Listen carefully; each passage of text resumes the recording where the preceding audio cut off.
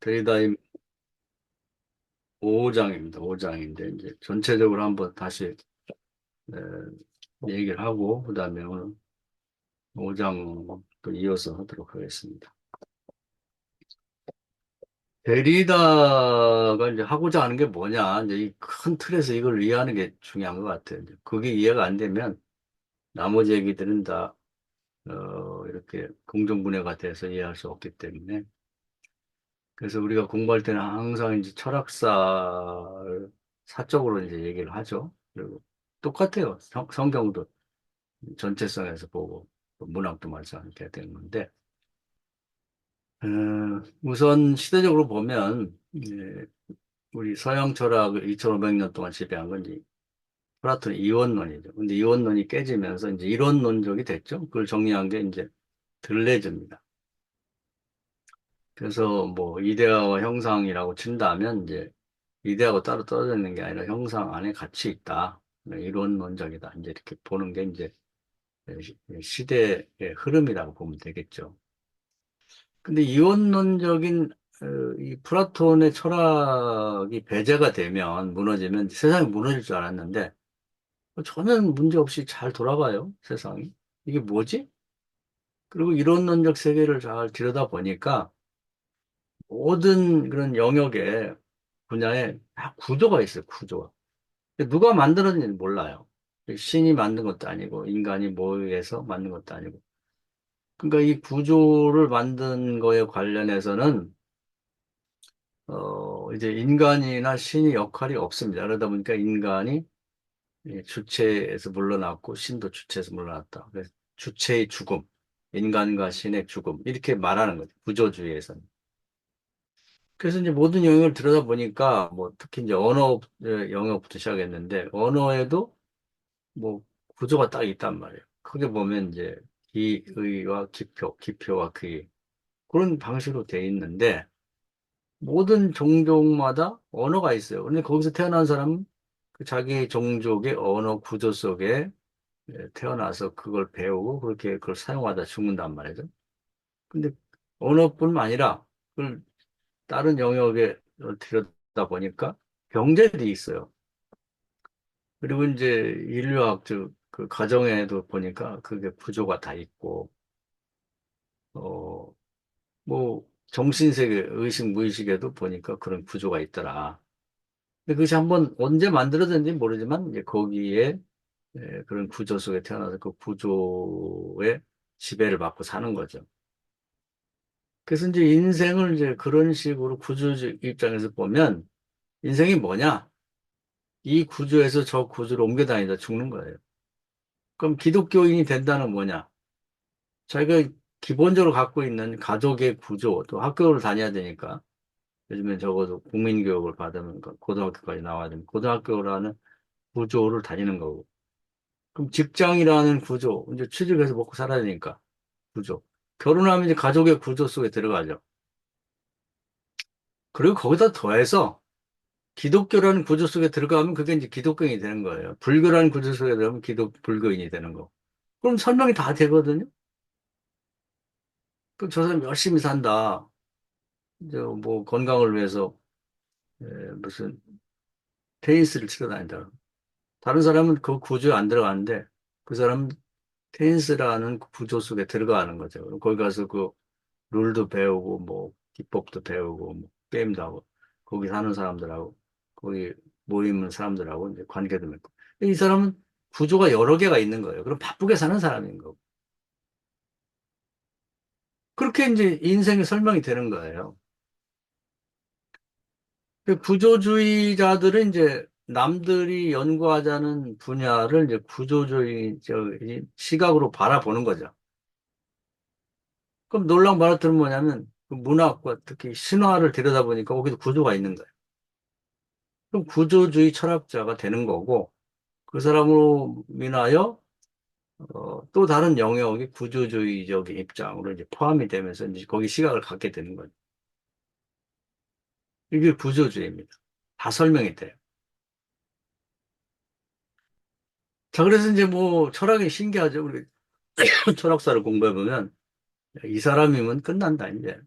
더 이상 할 얘기 없어. 이 철학이 끝이야. 이렇게 되는데 그 다음 사람 나와서 또 그걸 깨트려요. 그 인간의 철학이든 뭐든 그러니까 유한한 거죠. 그게 또 재미이기도 하고. 플라톤의 이원론적 수직적 이원론이 끝나면 이제 하게 되면 이제 완전히 세상 망한 줄 알았는데 또 멋지게 나왔잖아요. 구조주의. 플라톤이 이원론으로 막 세계 모든 걸 다 체계화하고 모든 걸 설명하고 모든 걸 다 흡수해버렸는데 확 그냥 무너뜨리고 바람에 날려버리고 나니까 구조주의가 또 나왔고 그냥 세상을 다 먹어버렸어요. 모든 걸 다 설명하고 다 모든 걸 그것에 체계화 시켜버렸단 말이에요. 그 대부분 사람들은 이제 구조주의 끝이다. 구조주의로 말미암아 철학은 이제 완성이 됐어. 이렇게 말할 수 있었는데 이제 또 다른 사람이 이제 나오죠. 그래서 뭐 이 데리다를 이제 포스트 구조주의다. 구조주의 뭐 이제 포스트 모던 얘기하는 것처럼 이제 비슷한 방식으로 포스트 구조주의자를 얘기하는데 구조주의 안에 있으면서도 이제 구조주의를 이제 깨트리는 그런 역할을 하는 거죠. 구조주의 밖으로 완전히 나간 건 아니고. 그럼 이제 데리다가 뭔 얘기를 하냐면 그동안에 이제 음으로 양으로 이제 구조라는 거 꽉 짜여져 있고 아무도 고칠 수 없고 변화가 안 된다 이렇게 생각했단 말이에요. 근데 데리다의 얘기는 변한다는 거예요. 구조가 없다는 게 아니라 구조는 있는데 구조도 변하고 구조 안에 있는 그 내용들도 변한다는 거예요. 그러니까 언어도 마찬가지죠. 이제 뭐 기표와 기의로 돼 있지만 기표도 끊임없이 변하고 기의도 변한단 말이에요. 그리고 언어라고 하는 구조 역시도 몸으로 하는 뭐 바디 랭귀지도 있는 것이고 또 손으로 하는 뭐 수화도 있는 것이고 그리고 말로 하는 그런 언어도 있는 것이고 그 구조가 달라요. 그냥 또 두리뭉실하게 구조가 딱 고정돼 있어서 아무도 이 구조가 변하지 않는 걸로 이렇게 막연하게 생각했던 것을 자세히 들여다보니까 정직하게 보면 변한다는 거죠. 그리고 이제 인류학에서 얘기하는 가정도 변하거든요. 과거에는 뭐 할아버지, 할머니, 뭐 자식도 뭐 손자 이런 식으로 딱 짜여져 있었는데 요즘 그게 아니잖아요. 결혼도 안 하고 살기도 하고 남자와 남자가 살기도 하고 남자와 여자가 살기도 하고 제도가 바뀌었어요. 구조가 변화가 있다고. 딱 그 구조대로만 되는 게 아니고. 아니면 어떤 사람 혼자 살다가 죽기도 한단 말이죠. 그리고 입양해서 내가 낳지 않은 자식들을 내 자식처럼 키우기도 하고. 끊임없이 변하고 있는데 그걸 막연하게 구조는 변화된다. 이런 것은 잘못됐다는 거예요.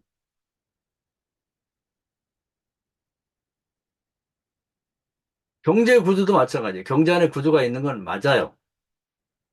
가진 자와 갖지 못한 자, 뭐 큰 틀에서 보면 그런 구조가 있는데 그 구조 자체가 계속 변합니다. 뭐 막스가 얘기한 대로 보면 이제 원시 공산 사회가 있고 그다음에 귀족 사회가 있고 그다음에 자본주의가 있고 그다음에 사회주의가 있고 계속 변하잖아요. 구조가 고정돼 있지 않다고.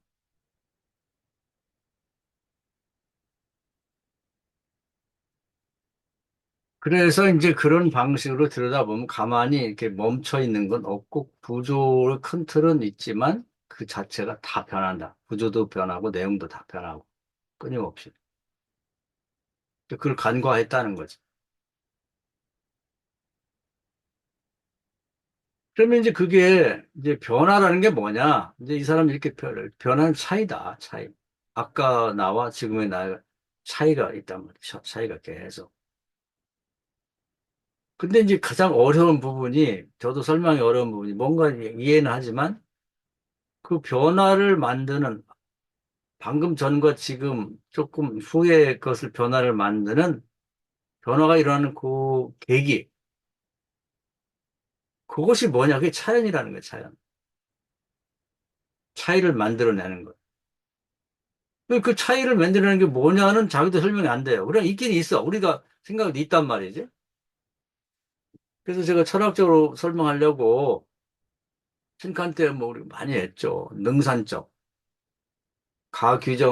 규정으로 만드는 그 포인트라고 할까요? 그 막이라고 할까? 그런 게 있단 말이에요. 그게 분명 있긴 있어요. 설명이 잘 안 돼서 그렇지. 베르그손에서 보면 이제 순수 지속이 계속 가는 거예요. 움직이는데 직관이 바라보는 그 계기. 근데 그 직관이 바라보는 건 그건데 그 순수 지식이 남긴 것들이 역사라든지 문학이라든지 뭐 건물이라든지 뭐 그런 어떤 것들이 다 이제 그 지성의 대상이야. 뭐 직관의 대상이 안 되고. 그 부분이 말하자면은 이 사람이 볼 때는 그, 설명하기 어려운 부분이 있는데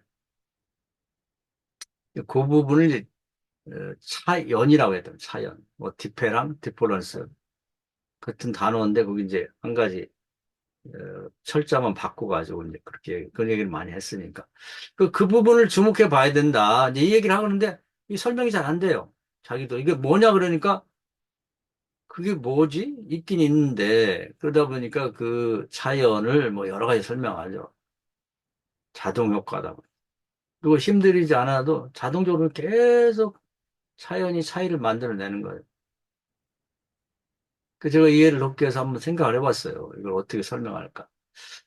딱 맞아 떨어지지 않는데 이제 뭐 이 데리다도 뭐 수없이 많은 얘기를 했으니까 이 중도에 가면은 물이 부족해요.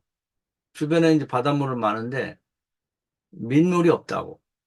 우리나라가 제일 발전했는데 이제 바닷물을 퍼다가 민물 만드는 기술. 예, 근데 여러 가지 방법이 있어요. 대개는 두 가지인데 하나는 민물을 바닷물 갖다 끓여요. 근데 거기 기름이 많다 보니까 석유를 갖다 떼가지고 끓인다고. 그럼 거기서 수증기가 올라가요. 마치 우리 그 술을 만들 때 막 술을 이렇게 막 불을 떼게 되면 그 술에서 이제 이렇게 수증기가 올라가게 되는데 그걸 이제 이렇게 모아내게 되면 이제 그 좋은 술들이 만들어지는 거거든요. 그런 것처럼 바닷물을 끓이면 소금만 남고 이제 그 수증기가 올라간 걸 모아가지고 이제 민물을 만드는 거죠. 이제 그런 방식이 있고 그 비용이 많이 들죠, 그것도. 또 한 가지 방법은 삼투압 방식이 돼가지고 아주 미세한 천을 만들어서 바닷물을 통과시킨다고. 한 번 통과시키면 뭐, 한 10%가 이제 민물이 되고 또 한 번 시키면 더 이제 50%뭐 이렇게 나중에 90% 나중에 100% 민물이 된단 말이에요. 그런 것처럼 그 삼투압 방식으로 치면은 바닷물이 민물로 변화되는 그 차이가 있단 말이에요. 근데 그 차이를 만드는 그 천이라고 할까, 막이라고 할까, 그게 말하자면 차연이라고 보면 돼요. 비슷한 거죠, 비슷한 거. 그건 인위적인 노력을 그렇게 되는데, 생물의 세계는 그렇게 누가 인위적으로 뭐 막을 치고 그런 게 아니라 자동적으로 끊임없이 어딘가를 통과하는 게 천인지, 무슨, 이렇게, 뭐, 관인지를 모르는데 하여튼 그런 게 있어요. 그런 계기로 해서 계속 변화가 일어나는데 변화는 차이를 만들어낸다. 똑같진 않아. 목사님들도 저도 그렇고 아까 새벽기도 끝나고 이렇게 그때하고 지금 많이 차이가 나죠.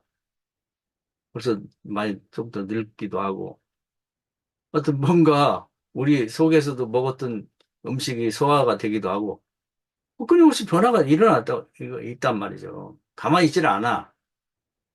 근데 그 변화 앞에와 뒤에 그 차이에 그 사이에 뭐가 있다. 이건 이제 차연이라고 하는데 이 사람들 설명이 어려운 거예요. 그래갖고 뭐 자동 효과다. 그렇게 얘기도 하고 뭐 하이데크 얘기로 흔적이다. 흔적이 남아있단 말이죠. 이제 방금 전에 것이 차이를 내지만 흔적으로 남아있다. 그리고 또 뭐 유령이다. 있긴 있는데 그걸 보지를 못하는 거죠. 그 차연이라는 것이. 그 다음에 폭력이다. 뭐 자기 의지와 관계없이 계속 변하니까 변하고 싶지 않다고 해서 안 변할 수 없는 거죠. 계속 변하는 거. 그 다음에 뭐 백세의 공이다 해가지고 자연 스스로는 아무것도 없는 것 같은데 결국 그것을 통해서 이 다른 것들을 변화시키는 뭐 그런 내용이다라고 뭐 또 이런저런 얘기를 많이 해요. 그래서 이제 그런 식으로 이제 차연을 설명하고 있습니다. 그러니까 차연이 차이를 만들어낸다. 감을 잡으셔야 돼, 감으로. 대략, 이런 거구나. 그래서 구조주의는 구조가 쫙 짜여져 있다고 말하는데, 구조 자체도 변하고, 또 구조의 내용도 다 변한다. 끊임없이 변한다. 그걸 다 변화는 차이인데, 차이를 만들어내는 계기. 그것이 차연이다. 이렇게 보면 되겠어요. 자, 그러고 이제 나서 이제 해체기가 나와요. 근데 이게 정확하게 이게 이 책을 잘 쓴 건 아닌 것 같아요. 워낙 많은 책을 갖다가 요약을 하다 보니까 제목을 뽑고 이런 것이 정확하지 않은데 해체가 나와, 해체. 그래서 이제, 차연이 만들어내는 그 차이들, 또 차연이 뭐, 그, 하여튼 그동안에 만드는 변화의 그 결과들에 대해서 가치 평가를 하는 것이 이제 두 가지가 있어요. 이제 크게 보면. 플라톤의 진학파적인, 우리 플라톤 공부할 때 많이 얘기했죠.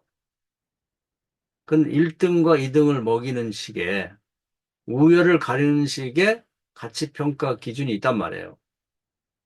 그래서 어둠은 나쁘고 빛은 좋고, 남자는 우월하고 여자는 열등하고, 뭐 이런 모든 면에 있어서 그 우열을 가리는 가치 평가를 한단 말이에요. 이게 편리하긴 한데 그게 맞냐, 이 말이에요. 그렇게 할 수 없는 거예요. 어둠 얼음대로 좋은 거고, 유익하고, 빛은 빛대로 유익하고. 예를 들면, 어, 사람도 마찬가지인데, 낮만 있고 밤이 없다. 사람 죽죠. 미친다. 그래서 사람을 고문할 때 감옥에다가 빛을 밝게 켜놓는단 말이에요. 잠 못 자게. 그럼 사람 병들어요. 곡식도 마찬가지라고. 그 전에 한번 제가 말씀드렸는데, 벼를 키울 때, 이, 가로등이 밤새도록 켜놓은 그런 밑에 벼는 크질 않아요. 열매가 못 맺는다. 밤에 깜깜해야 됩니다. 그 벼도 자야 그때 큰다고. 애기들도 마찬가지예요. 밤에 잘 때 큰다는 거 아니에요? 그 밤이 왜 나빠? 어둠이 왜 나쁘냐고. 그런 가치관 자체를 해체해야 되는 거예요.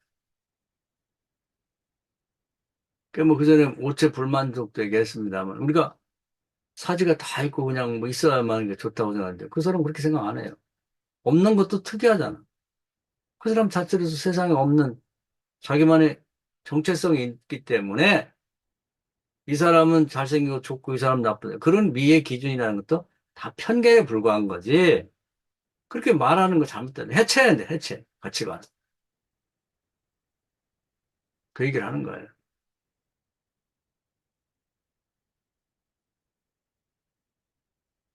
근데 아직도 이제 그 플라톤의 영향이 워낙 강하게 있기 때문에 우리 이제 그 세뇌 교육이 돼가지고 정신을 바짝 차리고 고개를 머리를 흔들고 생각해야 선악과적인 사고를 할 수 있는 거지.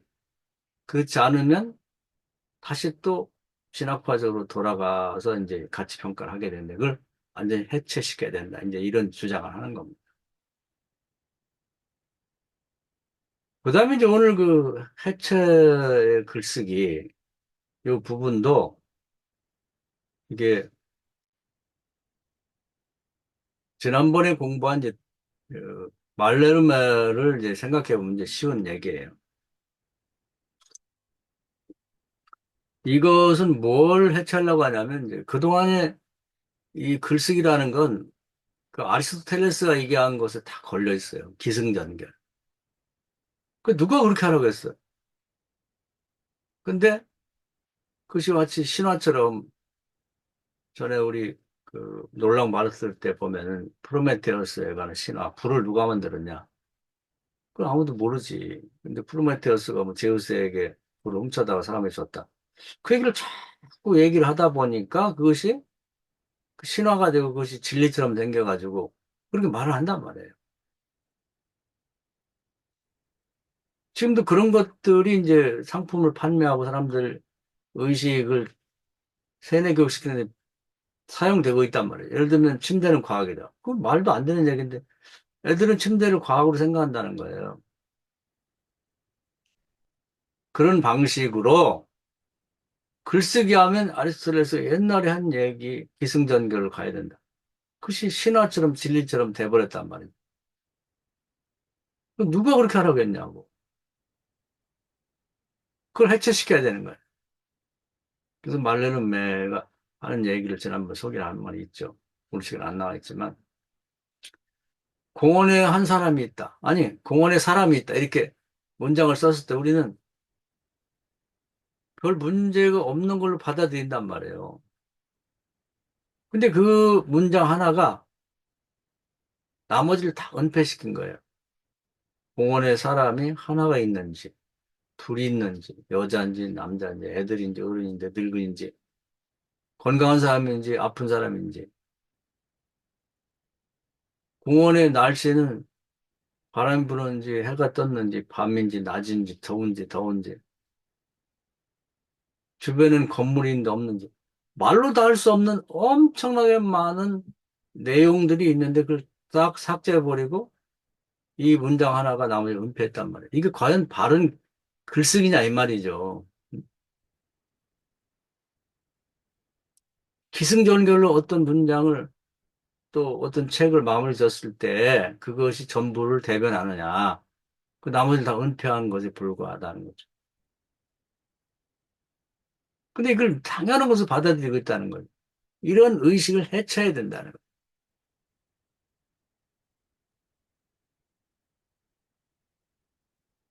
그래서 이제 역으로 올라가 보면은 그 이제 푸코가 얘기를 했죠. 푸코가 이제 지식 고각을 통해서 선택과 배제에 의해서 선택된 것만이 기록으로 남아 있으니까 다시 거꾸로 올라가서 그때 배제된 것을 들추어내서 다 드러내야 된다. 그 판단은 그때 독자들이 하는 거고 작가가 이렇게 봐야 된다라고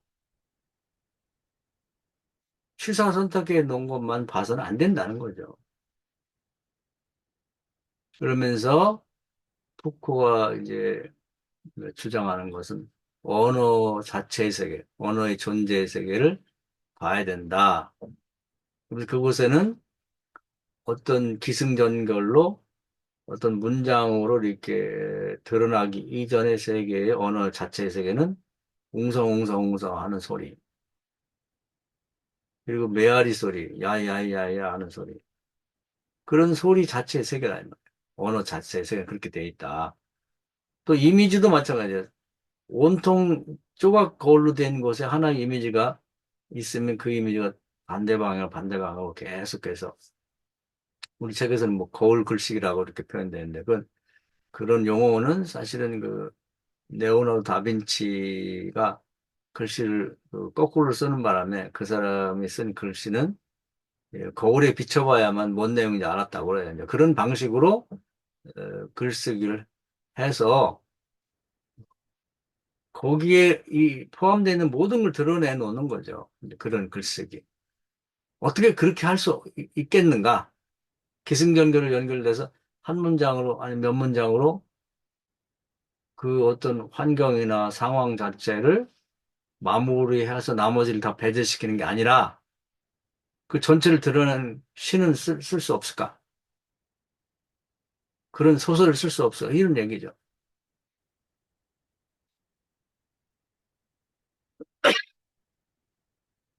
그래서 이제 시인 중에는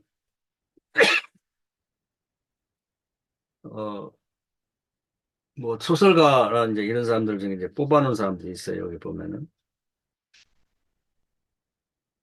그래서 이제 엘리엇의 이제 황무지 같은 경우는 전에도 우리가 엘리엇을 공부한 때가 있죠. 근데 이제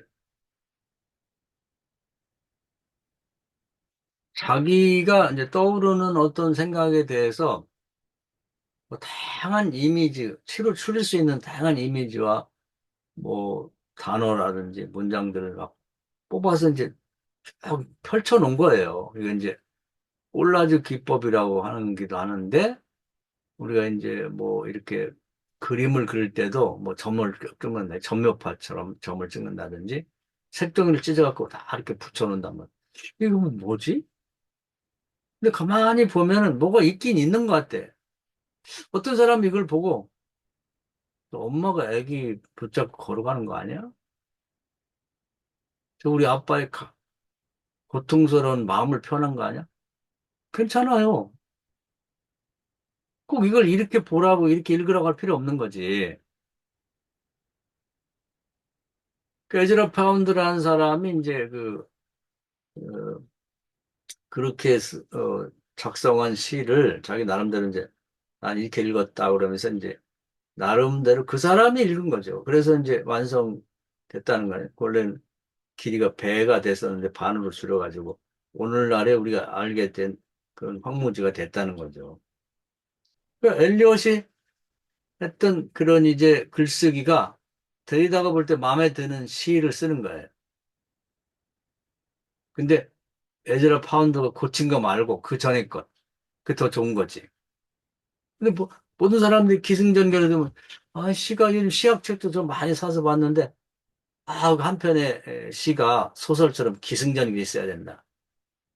발단이 있고, 전개가 있고, 크라이막스가 있고, 종말이 있고. 그 누가 그렇게 쓰라고 했냐고. 그런 거 없다 이거예요. 원래는 글쓰기라는 게. 그럼 이제 소설 넘기면, 제임스 조이스라고 하는 아일랜드 학자가, 저도 뭐 사놓고 못 읽어서 너무 복잡해갖고, 피네간의 경야는 이제 되게 보면, 사람이 죽었을 때 밤을 새우고 같이 있는 걸 경애라고 한다고 그래요. 그러면 자기가 어떤 상황을 묘사할 때 거기서 상상할 수 있고 생각할 수 있는 모든 걸 갖다 그냥 잡다한 걸 다 모아놓은 거야. 그 뭐야 이거 도대체가. 거기 보면 뭐 말에 설사하다 그래요. 문장에 설사하다 뭐 할 수 있는 모든 걸. 예를 들면은 아까 얘기한 대로 공원에 사람이 서 있다. 이거 하나 문장을 거기에 관련된 걸 다 이제 추려갖고 얘기를 한다면 대작이 나올 수가 있죠. 그 소위 의식의 흐름인데, 어떤 이 사람이 의식도 거기 흐름이 과거, 현재, 미래, 뭐, 추억이 있고, 뭐, 지금 나이가 뭐 중년이라고 그러면 이 공원이 내가 어릴 때 우리 엄마하고 손잡고 왔던 곳인데, 엄마는 벌써 세상 떴고, 아버지가 나를 미끄럼틀 태워줬던 곳인데, 뭐 이것까지 포함하게 되면 한도 끝도 없이 많이 넓어질 수 있거든요. 그날의 날씨. 과거에 엄마가 있을 때 날씨까지 포함하고 뭐 또 미래에 내가 결혼해서 손자하고 내가 다시 여기 올 수 있을까? 그것까지 생각한다 그러면 근데 그것도 다 거기에 포함될 수 있는 거거든요. 제임스 조이스가 하는 게 그러니까 그 제임스 조이스가 쓴 피네건의 경야가 중요한 게 아니라 사실은 그러한 글쓰기도 있다. 기승전결로 글을 써야 된다고 하는 것은 해체죠, 해체. 근데 우리는 이 의식 속에 그럼 뭘 어쩌자는 거야? 뭔 얘기를 하려고 거야 도대체? 한마디로 말해서 뭐야? 이게 이제 아리스토텔레스 철학의 세뇌 교육된 우리의 의식이 그렇게 변해 있는 거야.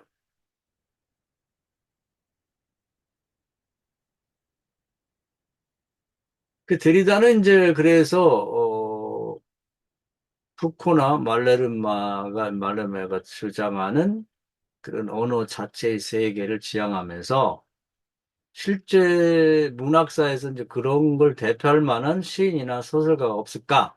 그걸 찾아낸 게 이제 가장 입맛에 맞는 것이 이제 엘리엇과 이제 제임스 조이스라고 보면 되는 거죠. 그런 시를 읽으면 기승전결이어야 된다고 하는 걸로 초등학교 1학년 때 배운 우리에게는 불편하죠. 그게 뭔 얘기야? 뭘 어떻게 하니? 수능 시험 보다 보면 답이 있어야 할 거 아니야? 이런 식으로 생각하면은 그것이 굉장히 왜곡되어 있는 거죠. 편협되어 있는 거. 그런 진실을 제대로 보지 못한다는 얘기예요. 그래서 글쓰기를 그런 식으로 해서 기존의 아리스토텔레스적인 그런 글쓰기를 해체해야 되겠다 이런 얘기예요. 그러면서 이제 그가 얘기하는 언어 사용에 관해서는 언어 유희 얘기가 나오는데, 뭐 예를 들면은 차연이 뭐냐? 한마디로 말할 수 없잖아요. 차이는 뭐 제가 아까 얘기했는데 차이는 그 바닷물을 민물로 만든 그 삼투압을 만드는 그런 막과 같다. 그 충분하게 설명 안 되잖아. 어렴풋하게. 아, 이것은 뭐 그 능산점하고 비슷하지 않을까? 에르그슨의 그 직관을 바라보는 계획이 그게 차이냐 아닐까? 충분하지 않아요. 일상에서 충분하게 어떤 상황이나 대상을 표현할 수 있는 단 한마디의 말이나 문장은 없다고. 그러다 보니까 주저리주저리 설명할 수밖에 없는데 그런 흔적은 있어요. 그걸 지향한 흔적은 있지만 100%는 아니야. 그러니까 하이데크가 그렇게 써놓고 가표를 친 거란 말이야. 드리다가 100% 인정. 우리도 그걸 인정해야 돼요. 그 차연이란 뭐, 그 앞에 나왔습니다만은, 음? 뭐 자동 작용이다, 뭐 또는 뭐 폭력이다, 뭐 유령이다, 뭐 경첩이나 똑같다, 뭐 그렇게 계속해서 다른 단어로 그 완전히 벗어난 건 아니지만 다른 단어 대체를 한다. 대체를. 그리고 이제 어떤 상황을 볼 때, 그, 피카소의 큐비즘이죠. 입체파. 한쪽에서만 봐가지고 그 사람 설명할 수 없다. 사람이든 사물이든. 앞에서 보고, 뒤에서 보고, 또 옆에서 보고, 위에서 보고, 밑에서 보고. 요즘은 뭐, 드론이 있다 보니까 사람도 그렇고 어떤 경치도 그렇고 이제 위에서 많이 본. 옛날에는 위에서 본다는 생각을 못 했죠. 그 한 남자를 봐도 이렇게 딱 앞면에서 보는 거하고 옆에서 보는 거 다르고. 대부분의 사람도 그렇다고 그래요. 뭐 어떤 사람 왼쪽이 더 이쁘고 오른쪽이 밉고 그래서 뭐 사진도 그렇게 찍고 연예인들은 보면 어디 가서 카메라 촬영할 때 꼭 그쪽으로 이렇게 앉더라고. 그 얼굴 면이 보이도록. 그러니까 이제 피카소가 이 데리다의 글쓰기 같은 그런 식으로 그림을 그린 거예요. 이거 보면 기괴한데 앞에서 본 모습을 그려놓고 또 오른쪽에서 보고 왼쪽에서 보고 밑에서 보고 위에서 본 걸 잘 이렇게 붙여놓은 거지. 그 괴물도 아니고 뭐 이상한데 그게 이제 해체적 그림이라고 보면 되는 거죠.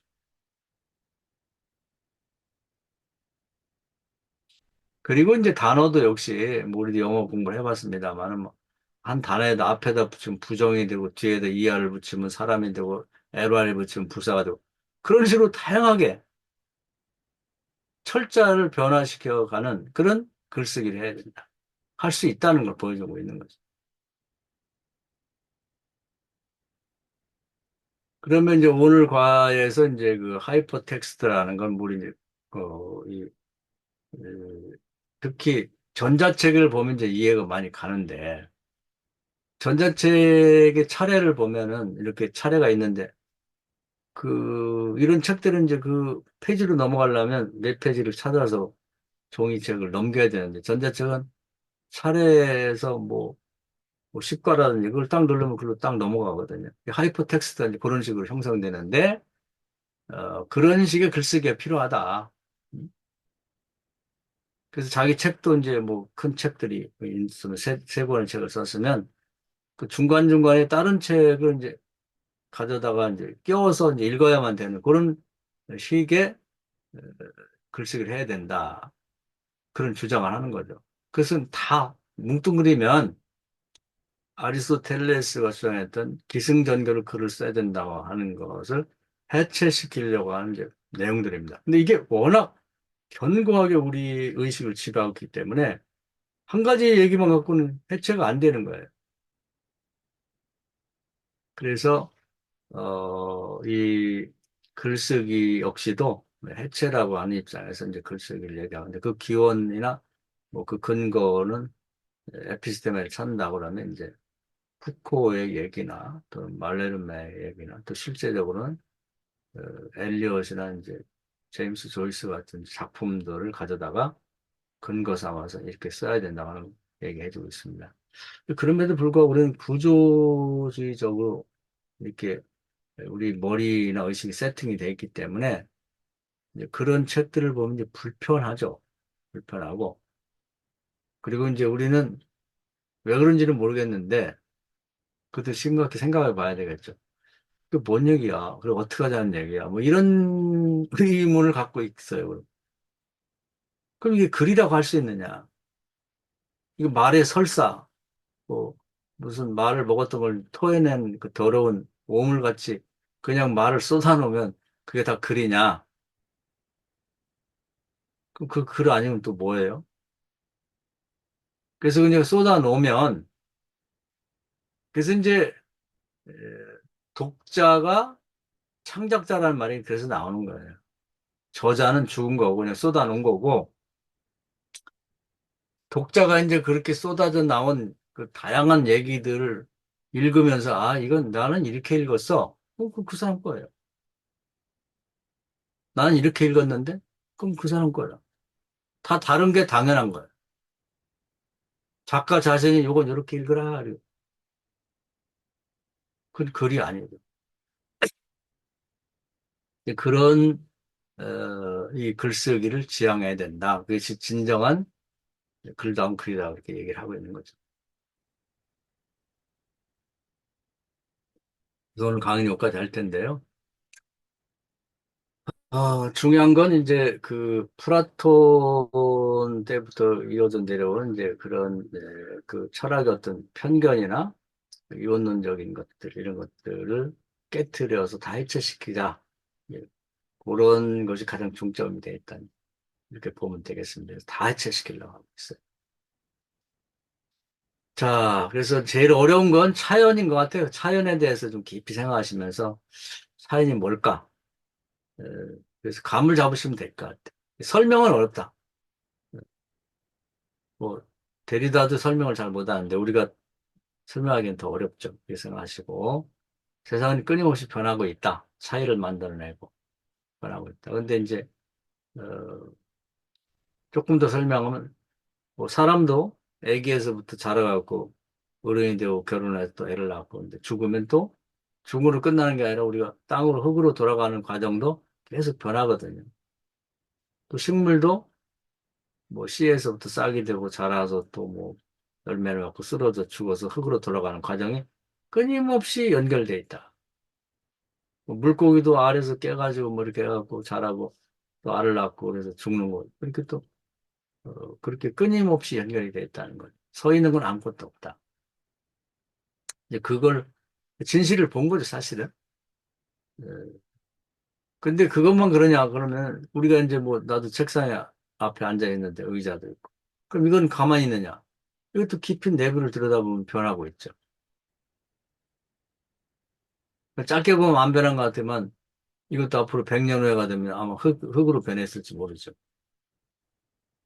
뭐 플라스틱이나 이런 것도 땅속에 묻히면 뭐 몇십 년 걸려서 흙이 되기도 하고 뭐 알루미늄 같은 것은 뭐 700년이 걸린다. 그러면 흙으로 돌아가는데 끊임없이 미세하게는 변하고 있다.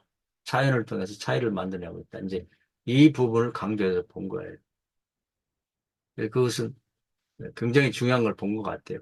근데 이제 그래서 어쩌겠냐. 이건 이제 우리의 몫이에요. 자, 거기까지 말씀드릴게요. 뭐 궁금한 거 있으면 한번 질문해보고